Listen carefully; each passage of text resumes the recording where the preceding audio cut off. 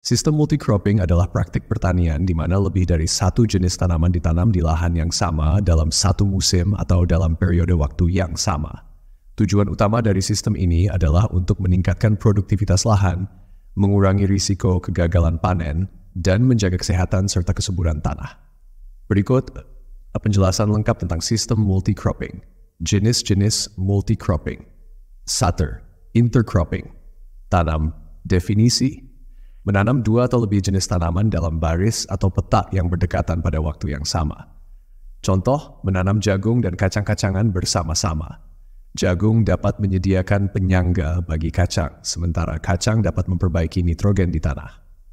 2. Relay cropping. Definisi: menanam tanaman kedua sebelum tanaman pertama dipanen sepenuhnya. Contoh, menanam tanaman penutup tanah seperti alfalfa di antara barisan tanaman gandum yang hampir panen. 3. Sequential cropping.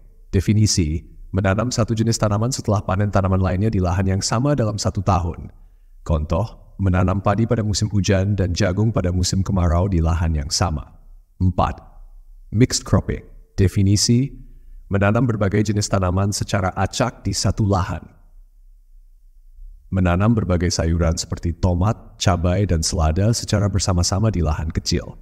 Manfaat multi-cropping: saat pemanfaatan lahan yang optimal, memaksimalkan penggunaan lahan dengan menanam tanaman yang memiliki kebutuhan ruang dan nutrisi berbeda.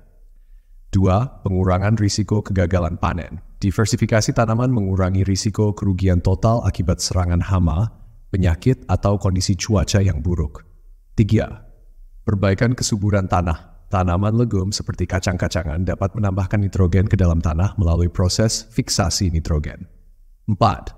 Pengelolaan hama dan penyakit. Diversitas tanaman dapat mengurangi penyebaran hama dan penyakit yang spesifik pada satu jenis tanaman. 5. Penggunaan sumber daya yang efisien. Berbagai jenis tanaman dapat memiliki kebutuhan air, cahaya, dan nutrisi yang berbeda, sehingga sumber daya digunakan lebih efisien. Teknik dan praktik multi-cropping. Pemilihan tanaman.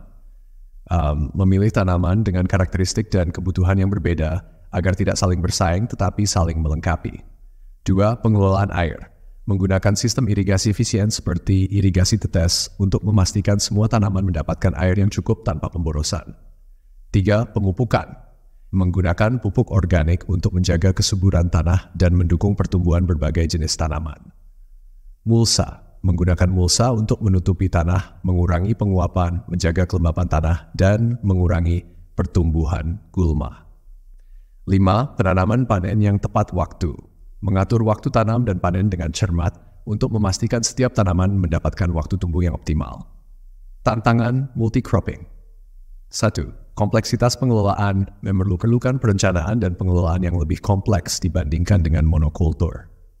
2. Persaingan sumber daya. Tanaman yang ditanam bersama-sama harus dipilih dengan hati-hati agar tidak saling bersaing untuk sumber daya seperti air, cahaya, dan nutrisi. 3. Pengetahuan dan keterampilan. Membutuhkan pengetahuan dan keterampilan yang baik tentang karakteristik berbagai tanaman dan teknik pengelolaan lahan.